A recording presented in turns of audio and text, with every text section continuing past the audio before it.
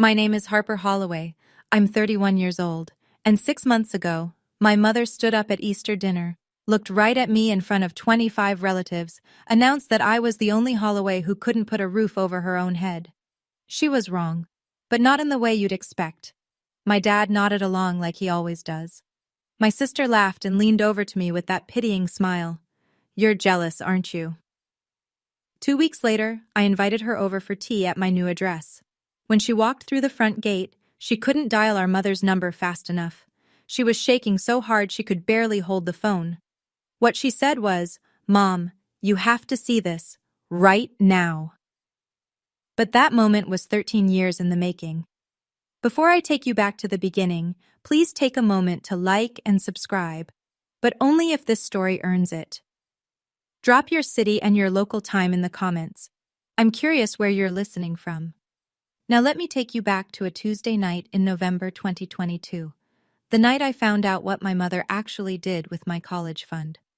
My apartment was a studio in Southeast Portland, 540 square feet, one window that rattled when trucks passed, a kitchen faucet that dripped on a 3-second cycle no matter how hard I cranked the handle. I didn't hate it. At 28, I figured this was just the cost of starting from zero. And I do mean zero. I was a cybersecurity analyst at a mid-size firm downtown. My first real title after 4 years of grinding through contract gigs. Salary, $68,000 before taxes. Student loan payment, $1,400 a month. I ate a lot of rice and frozen vegetables. I drove a 2011 Civic with a cracked dash. I kept a spreadsheet on my phone that told me, down to the penny, how much I could spend on groceries each week. That's the life my mother liked to describe to relatives at family dinners, except she made it sound worse. Here's what she didn't describe: the reason I had student loans in the first place. When I was 18, 2 weeks before my freshman year at Oregon State, my mother sat me down at the kitchen table. Her voice was soft, the way it gets when she's delivering bad news she's already rehearsed. "Sweetheart, your college fund, it didn't survive the market. It's gone. I'm so sorry." I cried. She held me. Then she helped me fill out federal loan paperwork the next morning, like it was the most natural thing in the world. Meanwhile, my sister Meredith had bought her first house at 27, 4 bedrooms in Lake Oswego. My mother told everyone the same story. Meredith saved up. She's always been smart with money. That was 3 years before Uncle Frank called me on a Tuesday night and told me the truth. At that point, I still believed my mother about the fund. That changed in a single phone call. Let me paint the picture for you. Thanksgiving. Meredith's house. The dining table sat 14, and my mother moved through that room like she'd designed it herself. She pointed out the light fixtures to Aunt Patrice. She ran her hand along the kitchen island for my cousin Dennis. She did everything except hang a sign that read, "This is what success looks like." I sat at the corner of the table between Uncle Dennis and a cousin I saw once a year. My mother was talking to Aunt Patrice across the cranberry sauce. She didn't lower her voice. She never did. "Harper's still renting. A studio, bless her heart. That tech thing she does. It's so unpredictable. I worry." Patrice glanced at me. I smiled. Then Meredith, from the head of the table, tilted her head at me the way people tilt their heads at sick animals. "Hey, Harper, want me to ask around at the brokerage? Real estate is way more stable than whatever you're doing." "I'm fine, Meredith. Just trying to help." My father looked at his plate. He cut his turkey into very small pieces. He didn't say a word. After dinner, I offered to help with dishes. Meredith waved me off. "You're a guest." She said it kindly, but the subtext was clear. This is my kitchen. In my house. Which I own. That night, scrolling through my phone in the car before I drove home, I noticed something.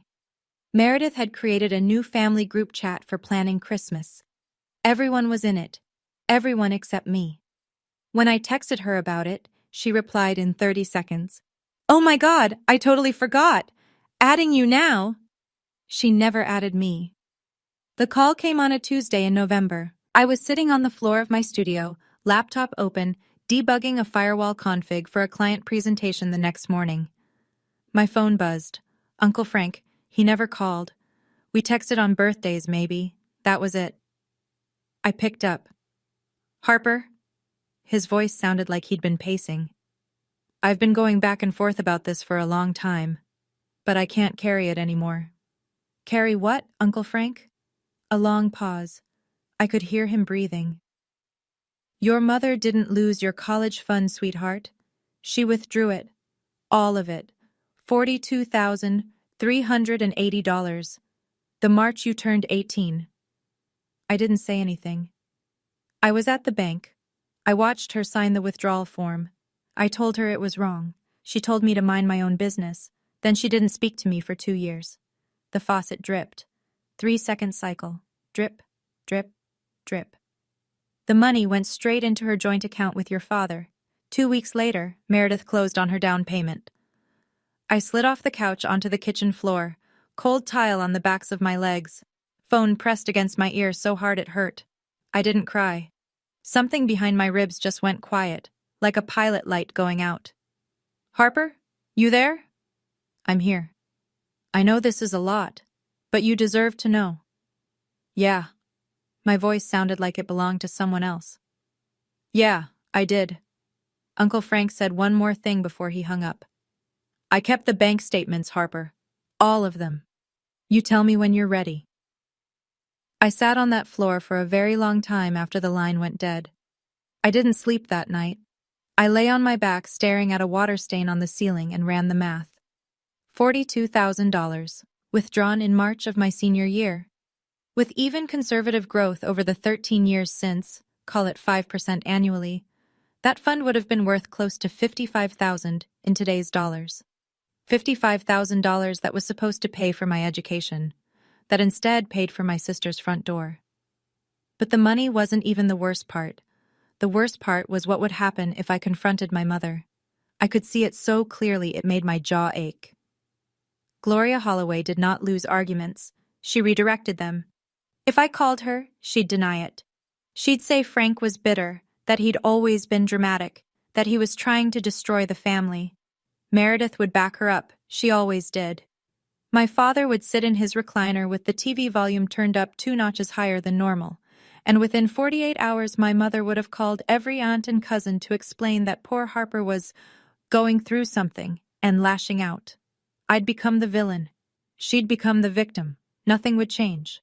But if I stayed silent, I kept being the footnote, the family cautionary tale, the daughter who rented a studio and worked in that tech thing. Neither option moved me forward. So at 2 a.m, I opened my laptop.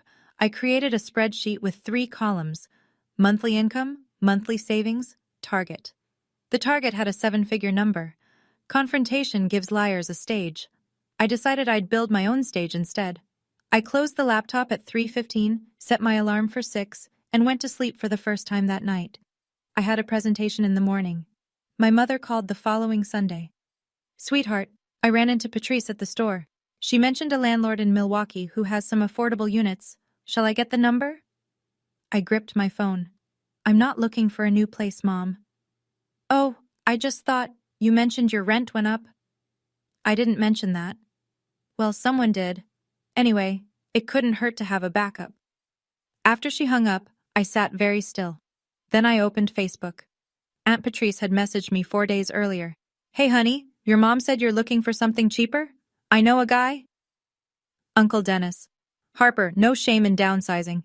Let me know if you need help moving. My cousin Laura. Your mom told my mom you're in a tough spot. Thinking of you. My mother had turned me into a charity case. She'd called every branch of the family tree and told them I was drowning, without ever asking me how I was actually doing. I scrolled through 7 messages. 7 different relatives, all parroting the same story. Gloria Holloway's version of my life, distributed like a press release. Then I noticed Meredith's Facebook post from that morning.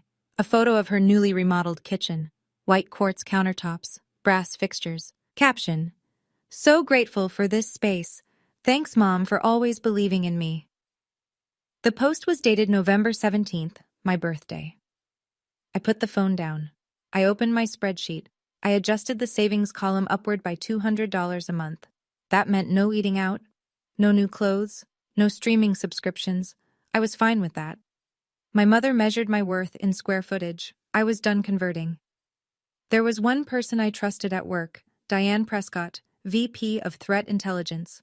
56 years old, silver bob, reading glasses she wore on a chain like a librarian who could also dismantle your network in 12 minutes. I didn't tell her about my family. Not then. I just asked a question.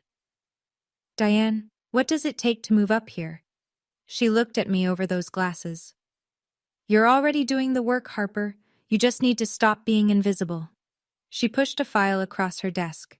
A proposal for a new enterprise security audit, our biggest client, a regional hospital chain. The previous team lead had quit mid-project.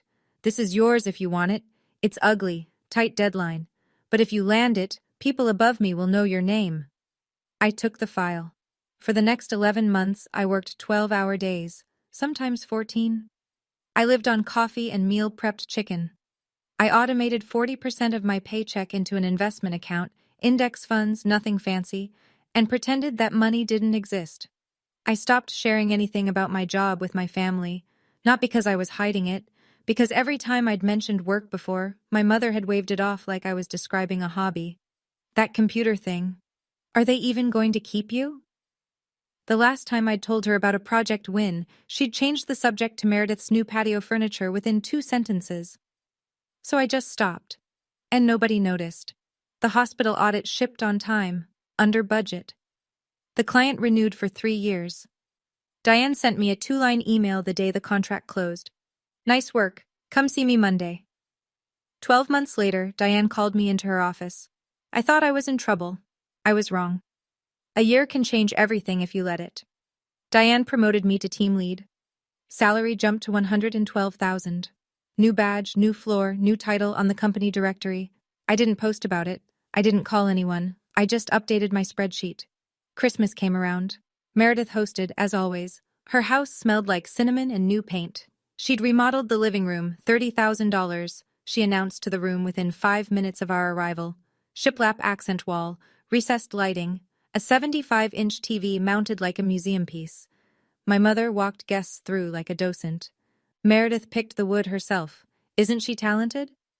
This kitchen layout was entirely her idea. Then she found me by the drink table.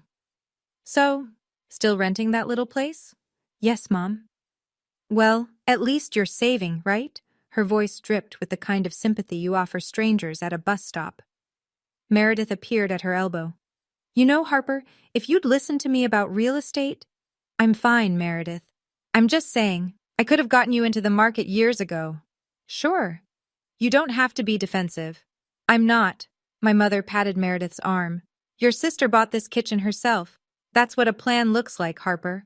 I sipped my water, smiled, said nothing. Later, in the hallway by the bathroom, Todd, Meredith's husband, stopped me. He was holding 2 beers and looked like he wanted to be anywhere else. Hey, your mom talks a lot. He handed me a beer. Don't believe everything. I looked at him. He shrugged and walked away. It was the kindest thing anyone in that house said to me all night. February, a Wednesday evening. I was debugging a server migration when my phone buzzed. A voicemail from a number I didn't recognize. Male voice, mid-40s, cheerful in that forced way people get when they've been told to call someone. Hey, Harper, this is Greg. Greg Whitaker. Your mom gave me your number. She says we'd really hit it off. I'm in commercial insurance. Got a place over in Beaverton. Anyway, give me a ring when you get a chance. I deleted the message. 20 minutes later, my mother texted, Gloria. Greg is a catch, Harper. His mother says he owns his house outright. Harper. I didn't ask you to set me up, Mom. Gloria. You're 31. No house, no husband. I'm trying to help. Harper. I said no. Gloria. He owns a house, Harper. Harper. Good for him. Gloria. You're going to end up alone. I stared at the screen. My thumb hovered over the keyboard for maybe 10 seconds. Then I locked the phone, set it face down on the desk, and went back to my server migration. She measured every milestone against real estate and a marriage license. 31 and single? Crisis. 31 and renting? Emergency. It didn't matter that I led a team of 9 people. It didn't matter that my company had trusted me with a 7-figure client portfolio. None of that registered on Gloria Holloway's scoreboard. I finished the migration at 11:40 that night. Clean deployment, 0 downtime. My team slacked me a string of party emojis. I made a cup of tea, sat on my studio floor, and thought about Greg Whitaker and his house in Beaverton. Then I opened Zillow. Not for Greg, for me. 6 months after that, everything accelerated. Diane promoted me again, senior manager, salary $145,000 plus bonus. The index fund I'd been feeding for 2 years had nearly doubled. My spreadsheet, the one I'd built at 2 in the morning on that cold November night, finally had numbers that meant something. I started driving through neighborhoods on Saturday mornings. Alone. Coffee in the cup holder. Phone on silent. I didn't tell anyone, not Diane, not Uncle Frank, not a soul. I wasn't looking for a house. I was looking for a feeling. I found it on a hillside in West Hills, 4 bedrooms, a wraparound deck that overlooked a valley of Douglas firs, floor-to-ceiling windows in the living room that turned the sunset into a wall of amber and copper, hardwood floors, stone fireplace, a kitchen island with space for 6 people to sit and nobody to feel like they were at the kids' table. The listing price was $950,000. I ran the numbers twice, called my financial advisor, reviewed my portfolio, then I called the listing agent and made an offer. 3 weeks later, I sat in a title office and signed my name 47 times. They handed me a key and a folder containing the deed. I walked to my car, sat in the driver's seat, held the key in my palm. It was warm from the title agent's hand. I didn't call my mother. I didn't text Meredith. I didn't post anything. I just drove to my new house, unlocked the front door, and stood in the empty living room while the last bit of daylight slid down the far wall. I had the key. I had the deed. What I didn't have was a reason to tell my family. Not yet. I moved in on a Saturday in early January. No moving truck, no fanfare. Just my Civic packed tight with whatever mattered: clothes, laptop, a box of books, a cast iron skillet that had survived 4 apartments. The house was empty and enormous. My footsteps echoed off the oak floors. Sunlight came through the wall of glass in the living room and through long rectangles across the bare floor.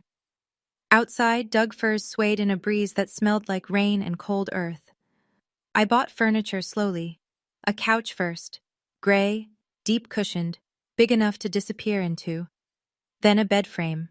A kitchen table I found at an estate sale in Selwood, solid maple, slightly scarred. I liked the scars. They made it feel earned. One weekend, I painted the living room wall behind the fireplace, warm white.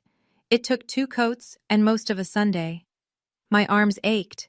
I didn't mind. The only person I invited over was Diane. She stood in the entryway, looked up at the vaulted ceiling, then out through the glass at the valley below. She was quiet for a long time. "This is stunning, Harper. Does your family know?" "Not yet." She studied my face. "You're not punishing them by hiding this. You're protecting yourself." "Maybe." I poured her a glass of wine. "Or maybe I just don't want to hand them another thing to ruin." That night, after Diane left, I unpacked a file box I'd been avoiding. On top was the deed to the house.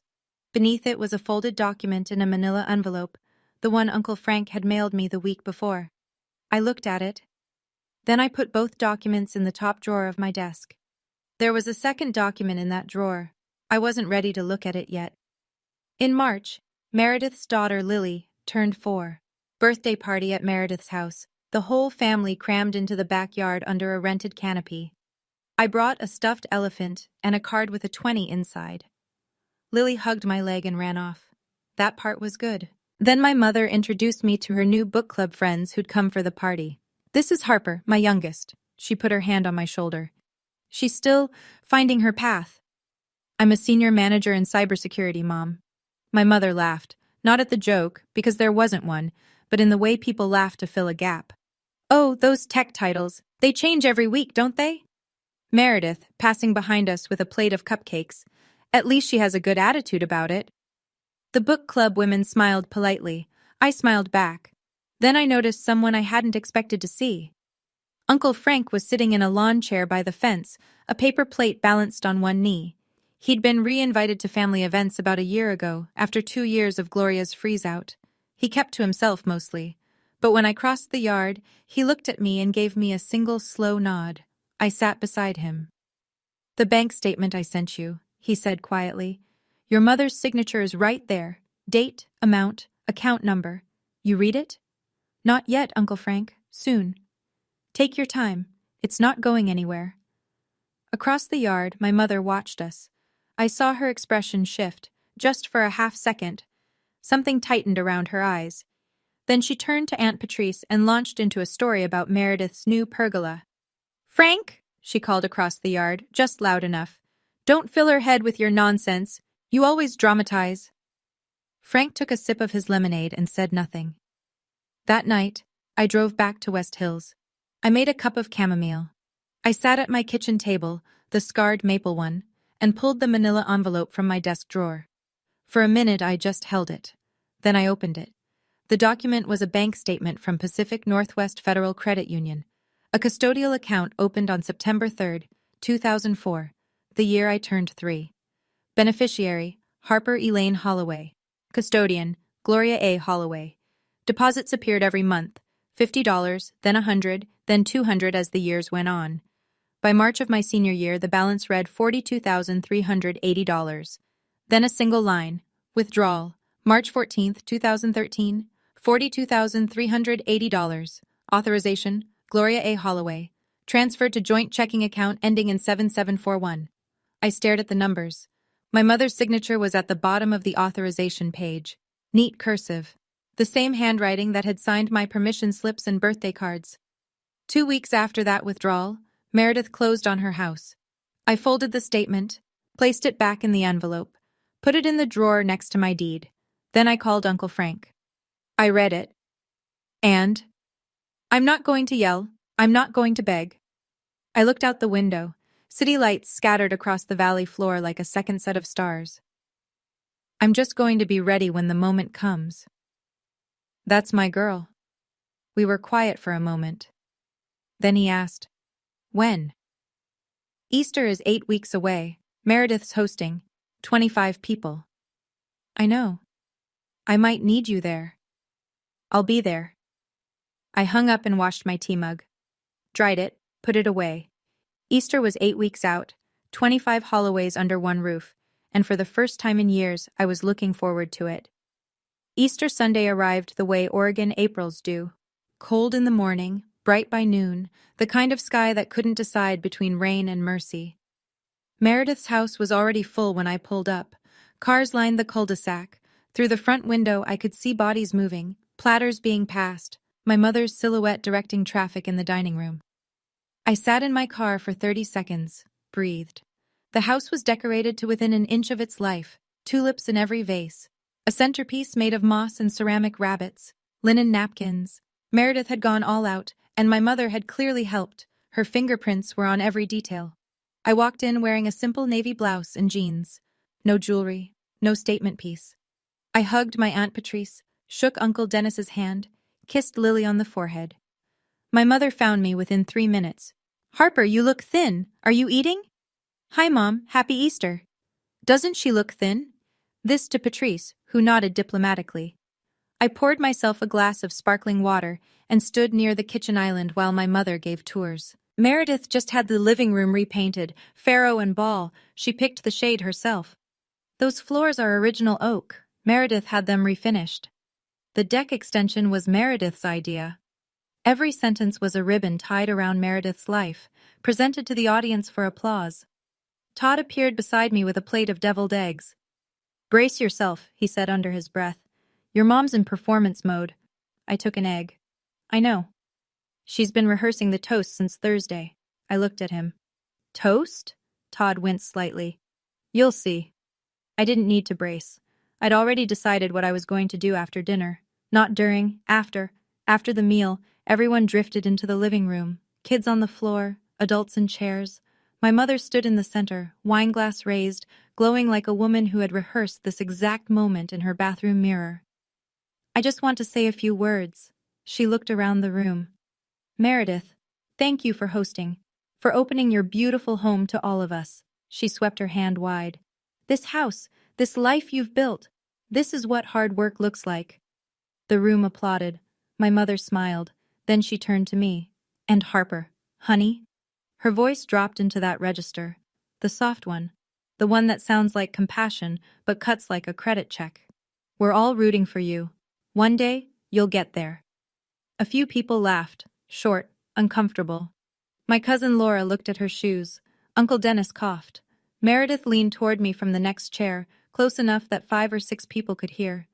There's no shame in renting, Harper. We all start somewhere. The pity in her voice could have filled a swimming pool.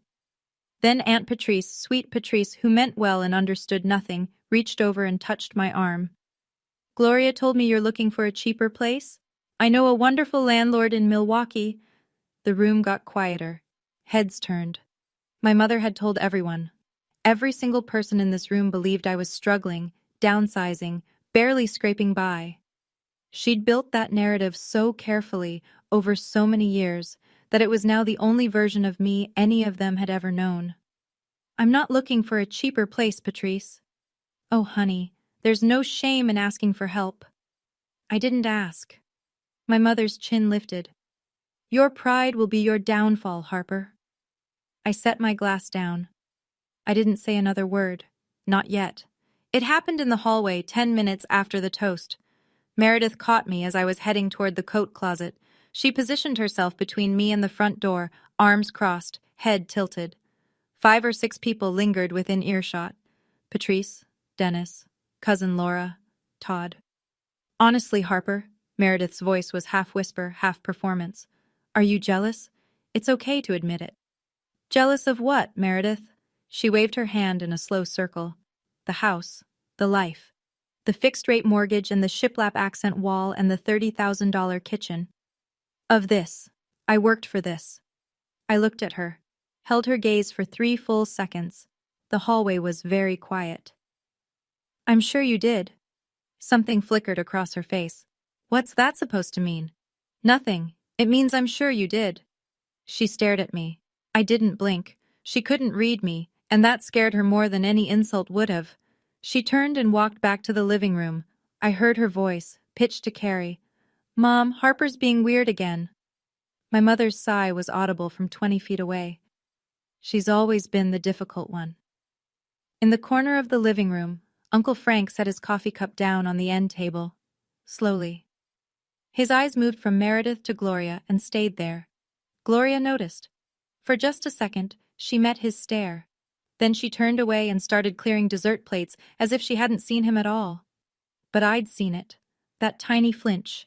That half-second where my mother remembered that Frank knew something she'd spent 13 years burying. I picked up my jacket. It was time to plant the seed. I had my coat on, keys in my hand. My mother was already halfway through her closing commentary. Harper always leaves early, it's just her way, when I stopped at the edge of the living room. Actually, Meredith. My sister looked up from the couch, mid-conversation with Patrice. I'd love to have you over for tea this Saturday. I have a new place. The room shifted, not dramatically. Just a small atmospheric change, like a barometric drop before a storm. Gloria frowned. A new place? What new place? I just moved. Nothing big.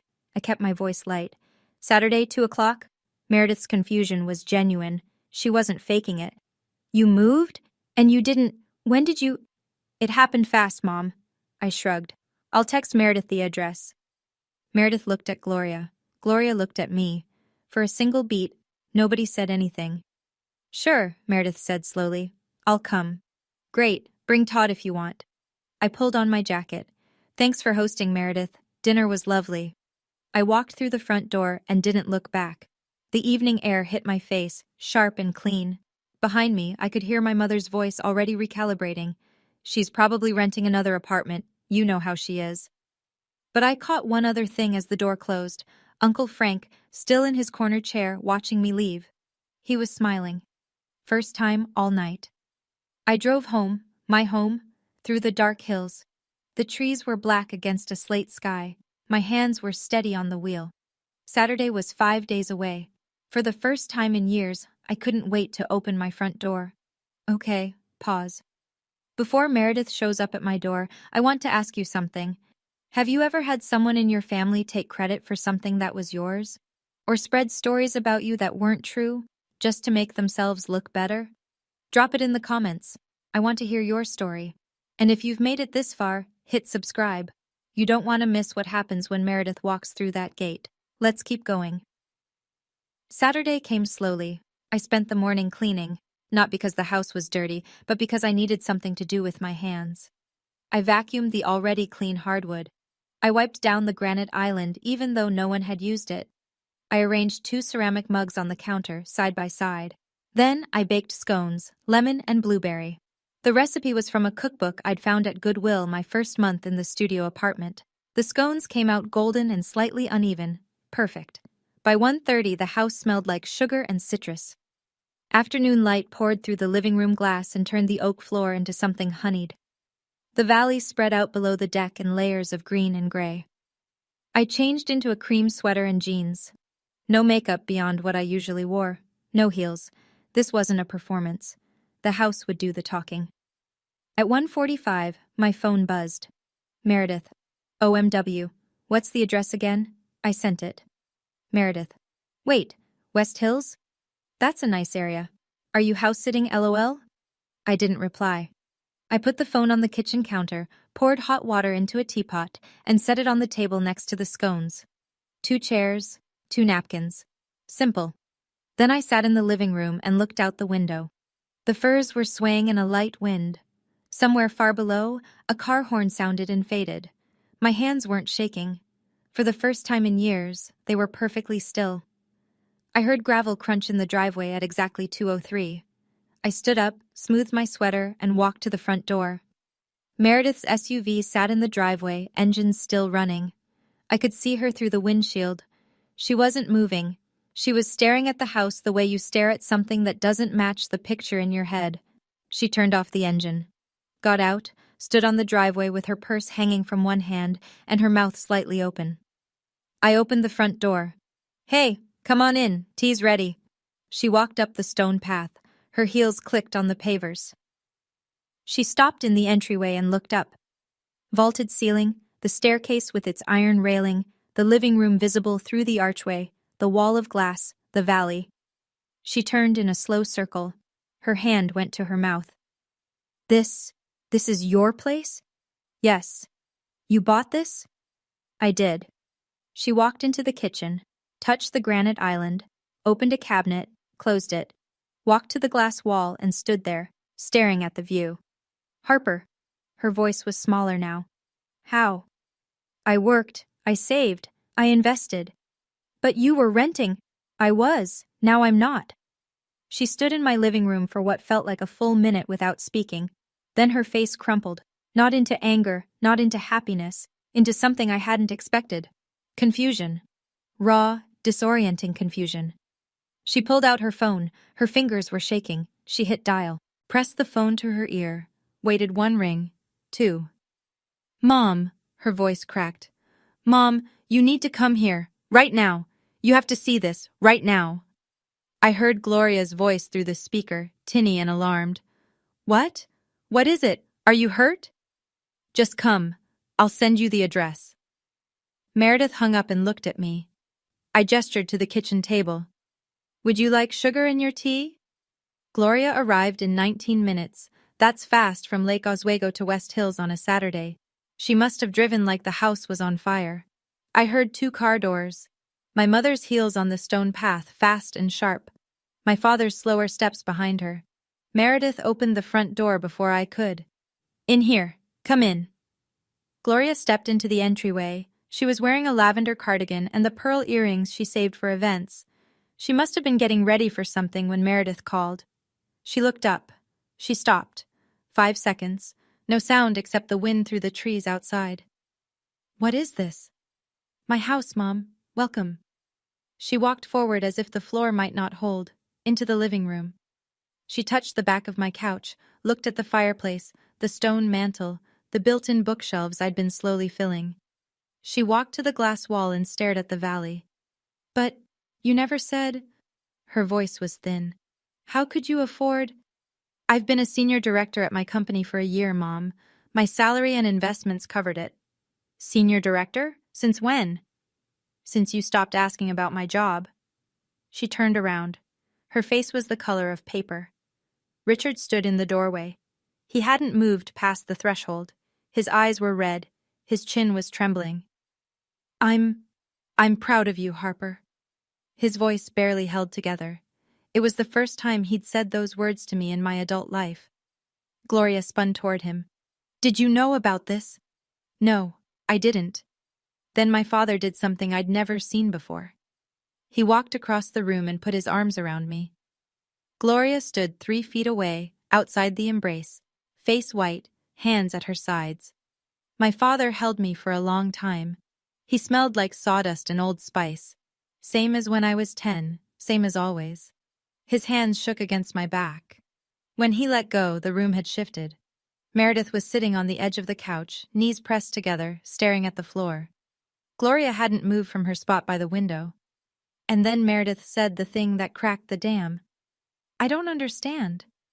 She looked up at me. How did you save enough? You had student loans, massive ones. Yes, I did.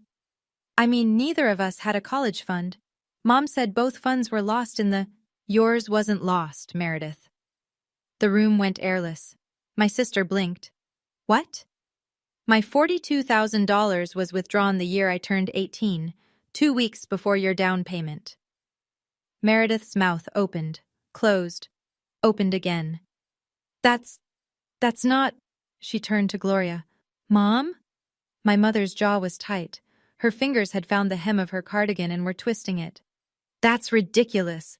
Who told you that nonsense? Someone who was there. Frank. She said his name like a curse. Frank has been trying to tear this family apart for— The front door opened. Everyone turned. Uncle Frank stood in the doorway. He wore a flannel shirt and work boots. His hair was windblown from the drive. In his right hand, he held a plain white envelope. He looked at Gloria. She looked at the envelope. For the first time in my life, I saw my mother completely, utterly silent. Hey, everyone. Frank stepped inside and wiped his boots on the mat. Sorry I'm late. Traffic on 26 was a mess. He walked over and placed the envelope gently on the kitchen table between the teapot and the scones. Nobody touched the envelope for what felt like a very long time. Then I picked it up, unsealed the flap, pulled out the bank statement and laid it flat on the table. Pacific Northwest Federal Credit Union, I said. My voice was even. Custodial account opened September 2004. Beneficiary, Harper Elaine Holloway. Custodian, Gloria A. Holloway. I pointed to the bottom of the page. March 14th, $42,380. Full withdrawal. Signed, Gloria Holloway. I slid my finger to the next line. Transferred to joint checking account, ending in 7741. I looked at Meredith. 2 weeks later, your down payment cleared. Meredith stood up, walked to the table, picked up the statement with both hands and read it. Her lips moved slightly as her eyes tracked the numbers.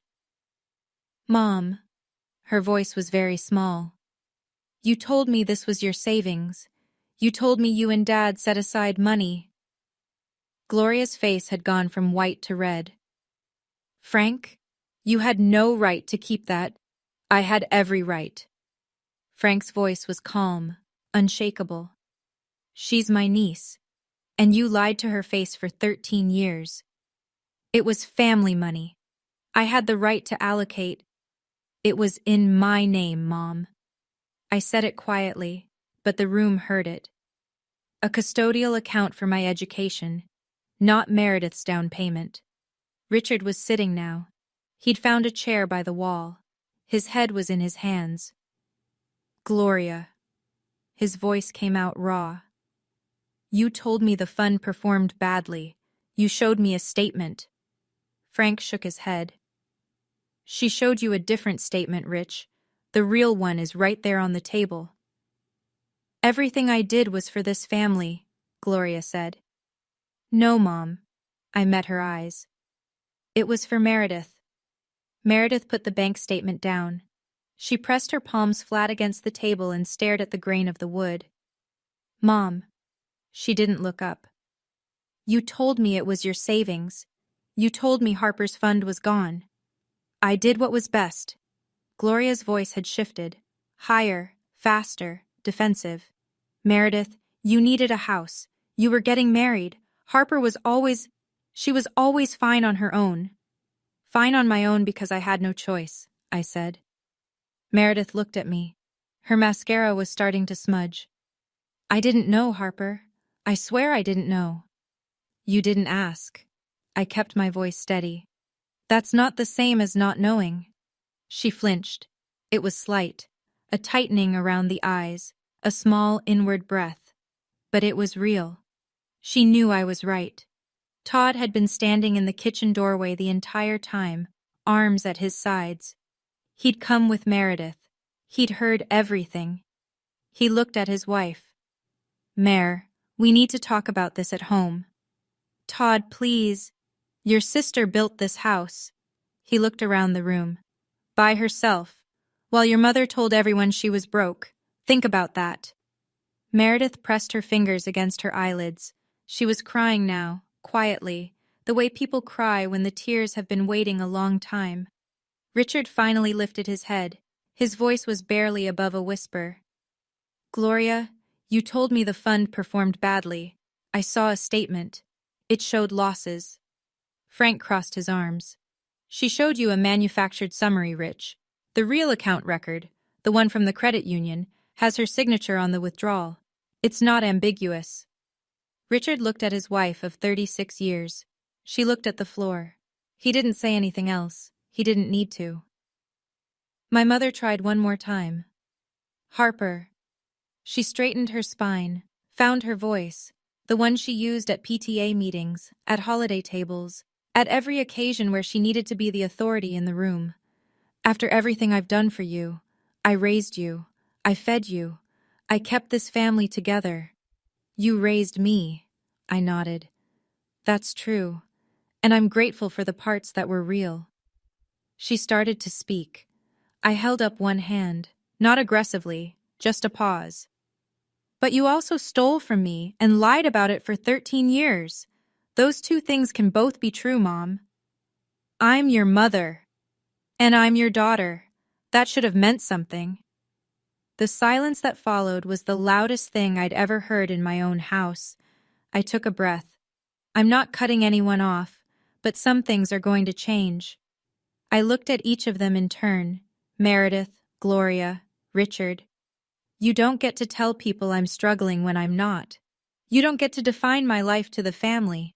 You don't get to rewrite my story so yours sounds better. Gloria's mouth opened. Nothing came out. And if you want to be in this house, I paused. You come as a guest, not as a narrator. The teapot was still warm on the table. The scones sat untouched on their plate. I'm not asking for the money back, I said. I don't need it. I built this without it. But I am asking you to stop lying about who I am. Nobody spoke. I picked up the teapot and filled 2 mugs, set one in front of Meredith, one in front of the empty chair next to her. Tea's getting cold. Gloria, for the first time in my memory, had absolutely nothing to say. If you've ever had to set a boundary with someone who raised you, and I know that's one of the hardest things a person can do, drop A in the comments. And if this story is hitting close to home, share it with someone who needs to hear it today. Sometimes knowing you're not alone makes all the difference. Let's keep going. There's more. The fallout was fast. By Sunday night, the story had spread through the entire family, like water through a crack in the foundation. Todd told his sister. His sister told her husband. Meredith, whether she meant to or not, confirmed the details to Aunt Patrice on the phone that evening. And once Patrice knew, it might as well have been printed in the newspaper. My phone started ringing Monday morning. Patrice. Gloria told us you were broke. We had no idea, Harper. All these years we thought, we just believed her. Uncle Dennis. Kid, why didn't you ever say something? Would you have believed me over her? The silence on the other end was its own answer. Cousin Laura sent a text. I feel sick. I'm sorry for every time I offered you help you didn't need. Over the next week, relatives started calling Gloria. Not to comfort her, to ask questions, hard ones. The kind she couldn't redirect with a laugh or a wave of her hand. Gloria's response was predictable. She blamed Frank. He's always been jealous of our family. He's trying to destroy everything I've built. But there was a bank statement on a kitchen table in West Hills with her signature at the bottom. You can't talk your way around ink on paper. One by one, the calls to Gloria stopped. Not with dramatic confrontations, just silence. Patrice didn't invite her to book club that month. Dennis didn't ask her to organize the 4th of July cookout. Cousin Laura removed Gloria from the family group chat, the one I'd never been added to. My mother lost the one thing she valued more than money, the narrative. For 13 years, she had been the author of every Holloway story. Now the family was reading a different version, and they believed it, because it was true. Meredith called 3 days later. I was on my deck, watching a red-tailed hawk ride a thermal above the valley. My phone buzzed. I let it ring twice before I answered. Harper?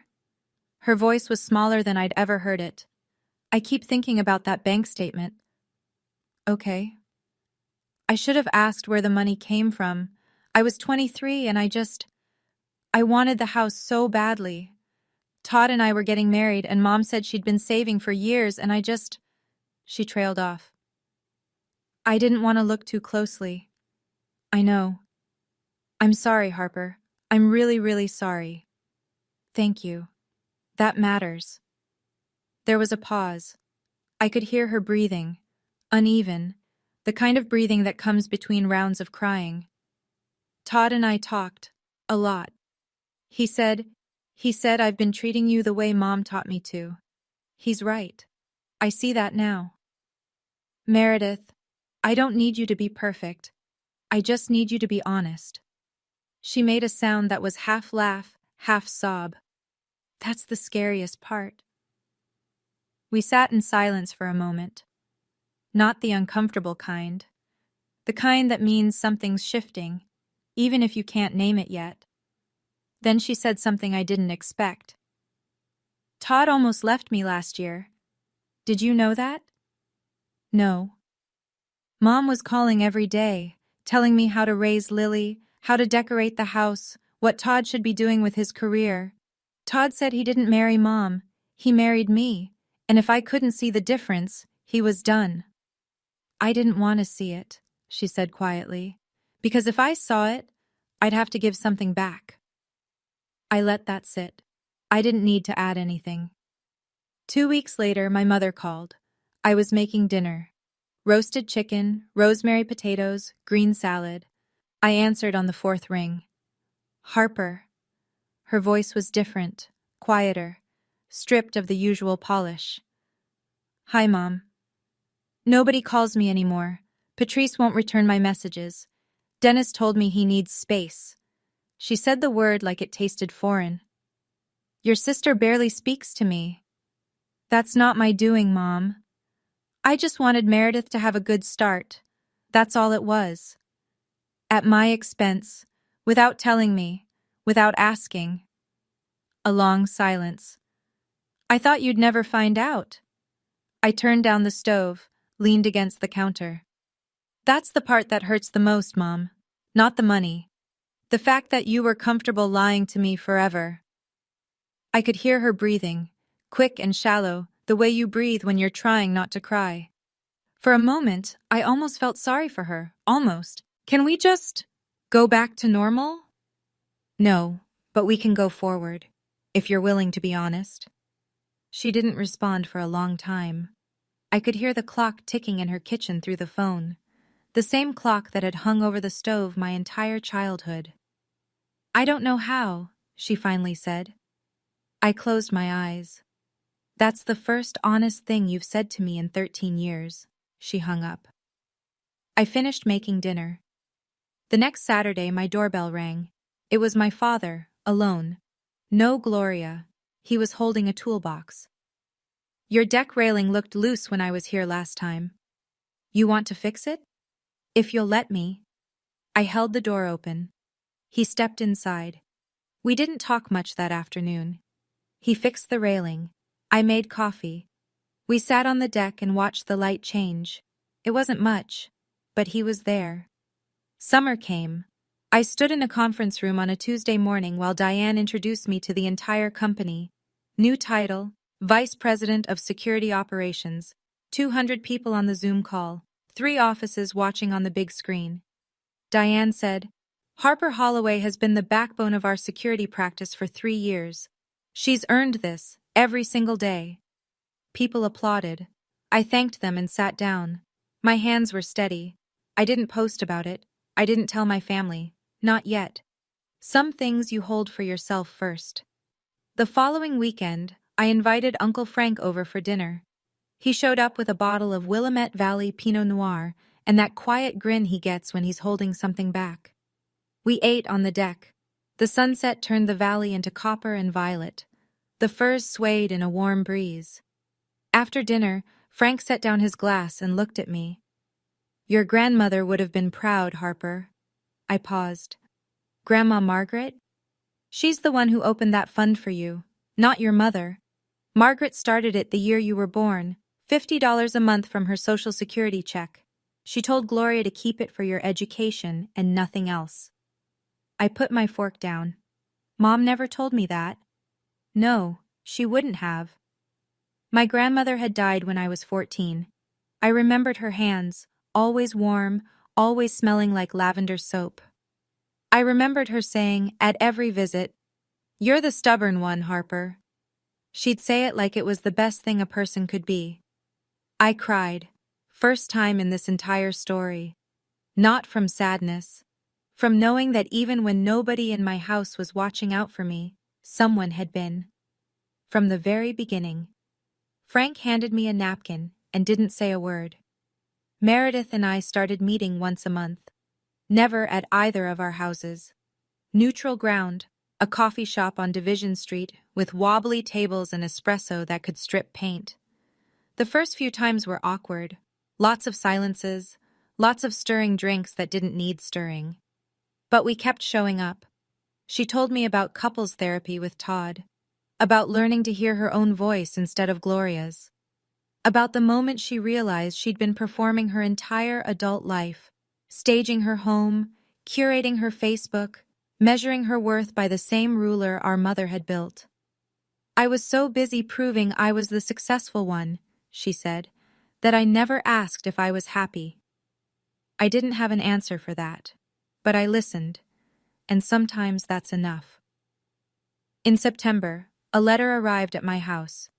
No return address I recognized. Inside, a single page, handwritten. My mother's handwriting. The same neat cursive that was on the bank withdrawal form. Harper, I made choices that weren't mine to make. I'm trying to understand why. I don't know if I can explain it, but I'm trying. Mom. No, I'm sorry. No grand apology. Just an opening. Small and uncertain, like a crack in a wall. I read it twice, folded it carefully, put it in the top drawer of my desk, next to the deed and the bank statement. 3 documents that told the story of who my family was and who we might become. A week later, Meredith invited me to Thanksgiving. Her house. You don't have to come, she said, but I'd like you there. Will Mom be there? Yes. I thought about it for exactly 1 day. I'll come, but I'm driving myself, and I'll leave when I'm ready. That's fair. It was. For the first time, it actually was. I'm sitting in my living room right now, telling you this story. The fire's going.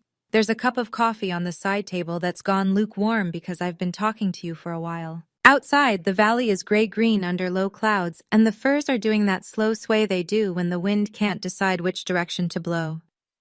My mother measured success in square footage. My sister measured it in comparison. My father measured it by keeping the peace, which, it turns out, isn't the same as keeping anyone safe. And me? For a long time, I measured it in silence, the kind of silence that builds things nobody sees coming. I don't hate my mother. Hate is heavy, and I've been carrying enough. I don't hate Meredith either. She's trying, clumsily, imperfectly, and that counts. What I stopped doing was waiting for them to see me, waiting for them to give me permission to be proud of what I'd built, waiting for the version of my mother who would look at my life and say, I was wrong. I built something they couldn't ignore, not to punish them, not to prove them wrong, but because I deserved a life that wasn't written by someone else. If you're in a family where your worth gets measured by someone else's ruler, put the ruler down. You don't have to break it. You don't have to throw it away. Just put it down and pick up your own. The front door to my house has a deadbolt that I paid for, on a door that I chose, in a home that I earned. But the best part isn't the house. The best part is that I'm the one who decides who gets the key. 3 things I learned the hard way. 1. Silence isn't weakness. Sometimes it's strategy. The loudest response I ever gave my family was a house on a hill and a teapot on the table. 2.